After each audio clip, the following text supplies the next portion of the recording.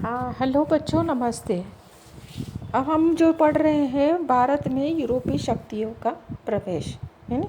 उसमें हमने पुर्तगाली शक्तियों के बारे में आपको बताया था। अभी हम पढ़ेंगे डच शक्तियों का।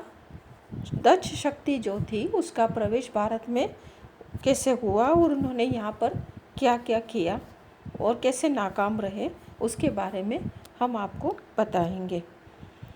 पुर्तगालियों की भांति डचों का भी मतलब जो है, डचों का देश भी, हॉलैंड भी, डचों का देश जो था हॉलैंड था, वो यूरोप का एक छोटा सा राज्य था। और 1602 ईस्वी में डचों ने भारत में व्यापार करने के उद्देश्य से एक जो है डच ईस्ट इंडिया कंपनी की स्थापना की। और इन्होंने मतलब 1604 ईस्वी में डच जहाजी बेड़ा जो है कालीकट पहुंचा। और इनकी जो शक्ति थी वो बहुत ही सुदृढ़ थी, इसलिए इन्होंने मछलीपट्टनम, पेटापोली, पुलिकट इन स्थानों पर व्यापार करना शुरू कर दिया था। और इस तरह से धीरे धीरे इन्होंने पुर्तगाली शक्ति को मतलब समाप्त कर दिया था। 17वीं सदी में ये पूर्वी देशों के जो व्यापार था, जो इन्होंने एकाधिकार स्थापित कर दिया था। और भारत में उन्होंने देवनापट्टम जो है, सूरत है, पोर्टनोवो है, कोचीन है, त्रावणकोर, पुराखद, मद्रास, चिंसूरा, कासिम बाजार, इन सभी जो पटना, इन सभी जगहों पर अपनी बस्तियां स्थापित करके यहाँ पर व्यापार बढ़ाना शुरू किया। परंतु डचों का जो मुख्य लक्ष्य था वो दक्षिणी पूर्वी एशिया के द्वीपों से व्यापार करने का रहा था। और भारत उनके व्यापारिक मार्ग की एक कड़ी मात्र ही था। तो भारत में उन्होंने अपनी राजनीतिक प्रभाव को स्थापित करने की कोशिश यहाँ नहीं की थी। और डचों ने पुर्तगालियों को परास्त करके अपने व्यापारिक प्रभावों को बढ़ाया था, परंतु वे अंग्रेजों के समक्ष टिक नहीं पाए। यहाँ वो आकर के हार गए थे। सन 1718 ईस्वी में अंग्रेजों ने डचों को हुगली, नागपट्टनम आदि जो स्थान थे वहाँ से खड़ेदा और इनको हरा भी दिया। व्यापारिक प्रतिस्पर्धा जब हुई तो इसमें हरा भी दिया।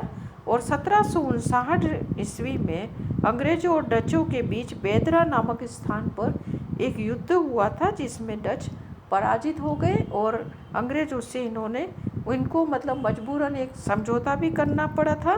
और इस समझौते के अनुसार इन्होंने एक मतलब बताया, संधि यानी जो संधि के अनुसार इसने बताया कि भविष्य में वो युद्ध नहीं करेंगे, न ही कोई नई सेना भर्ती करेंगे, न ही किलेबंदी यहाँ पर करेंगे।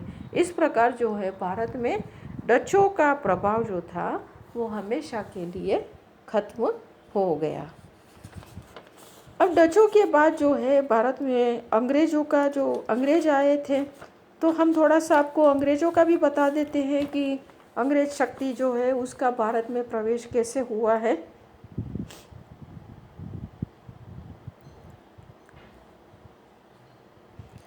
अब जो हम बताएंगे आपको कि अंतर्राष्ट्रीय क्षेत्र में उतरने के लिए अंग्रेज भी उत्साही हो गए थे। कि क्यों उत्साहित हुए थे?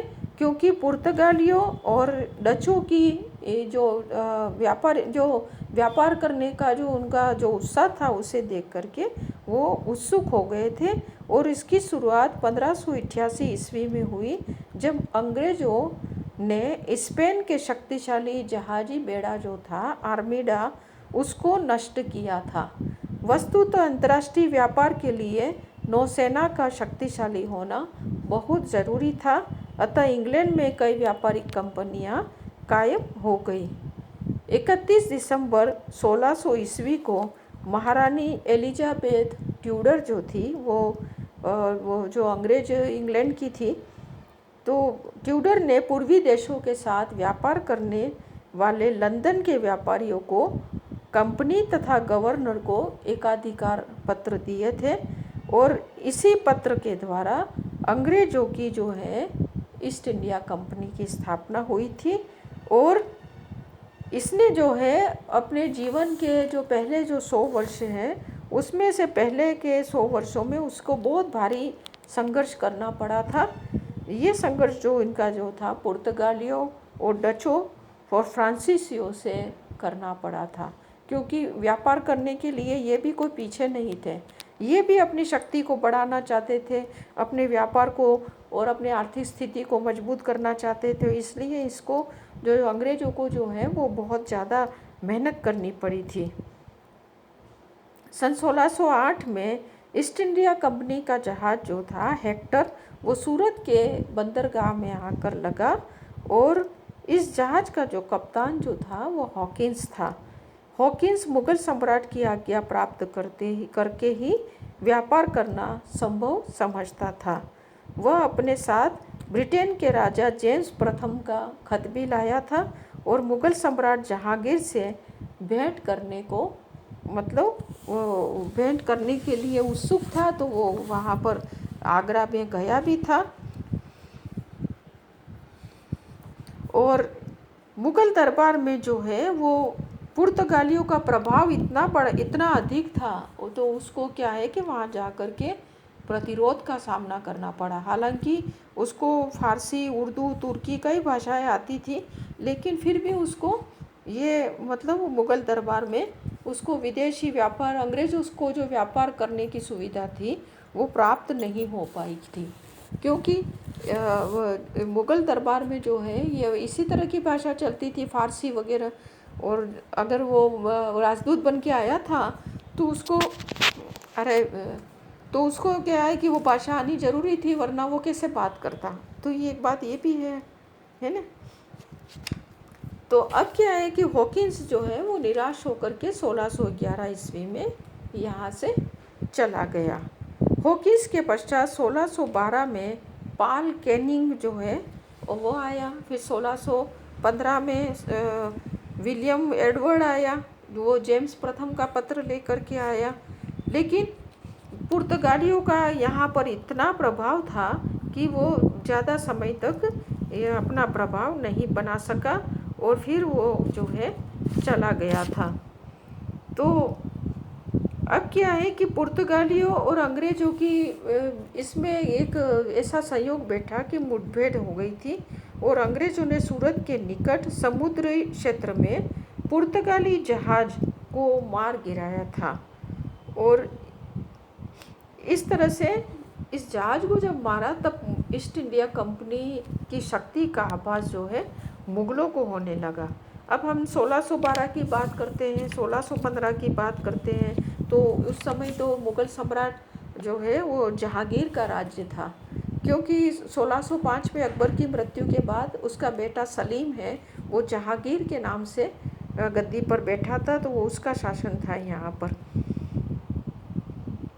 तो अब क्या है कि 1615 में सर टॉमस रो, जो एक बहुत ही अच्छा चित्रकार था जिससे जहांगीर ने चित्रकारी सीखी थी, वो यहाँ पर भारत में आया था और जहांगीर जो है उसको टॉमस रो को दरबार में बड़ा आया तो उसका भाव भगत भी किया था। और वो बड़ा सूक्ष्म जो है वो बहुत ही शिष्टता का व्यवहार करता था, अनुभवी था, कूटनीति था, इस तरह से था। तो उसका साथ भी जहांगीर को अच्छा लगा था और जब कभी भी कोई शराब पार्टियाँ होती थी तो उसको आमंत्रित किया जाता था, क्योंकि आप जानते होंगे जहांगीर को शराब पीने का बड़ा शौक था, है ना।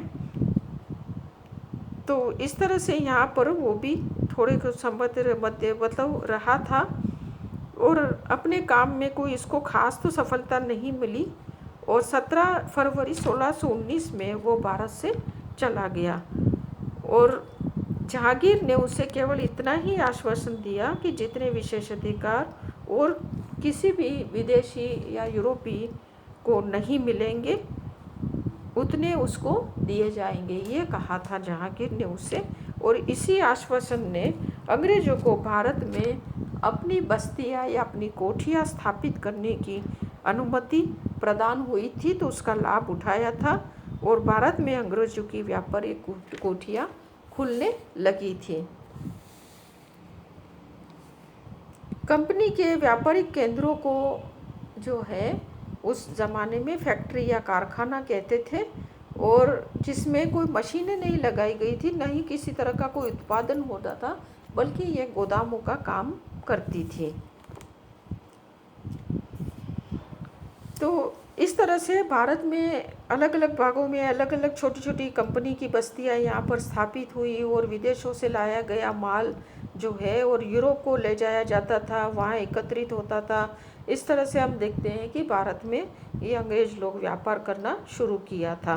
और ईस्ट इंडिया कंपनी जो है उसने सर्वप्रथम सूरत में अपनी बस्ती कायम की थी, और 1631 में मछलीपट्टनम में एक कोठी स्थापित की थी, और 1640 में चंद्रगिरी से राजा से मद्रास के आसपास के क्षेत्र को खरीदा और सेंट जॉर्ज नामक किले का निर्माण किया था, है ना।